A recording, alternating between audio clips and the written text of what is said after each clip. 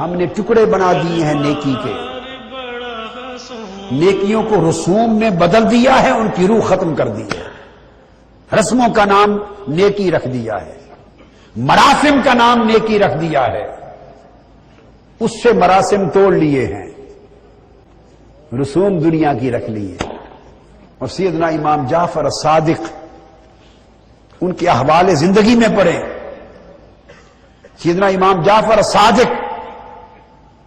جو امام ہیں کل اماموں کے،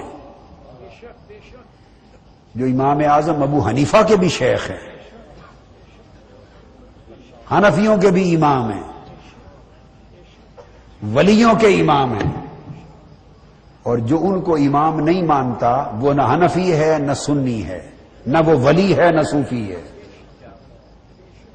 وہ امام جعفر صادق جہاں سے ولایت معرفت کے چشمے پھوٹتے ہیں، ان کی خشیت کا خوف آخرت، خوف عذاب قبر کا خوف، آخرت کا خوف۔ میں وہ 3 نمونے اس لیے دے رہا ہوں تاکہ سمجھ آئے کہ وہ کیا تھے اور کیسے تھے، ہم کیا ہیں اور کیسے۔ وہ جب میں نے کل بتایا تھا، شاید یہ پرسوں، جب اہل مجلس کے ساتھ بیٹھتے تو آپ روتے،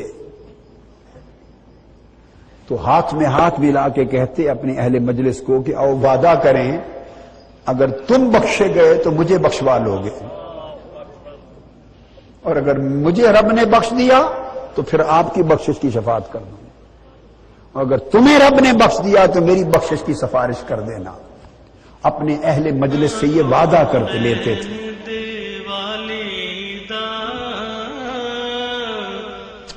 گھر بار بڑا سونا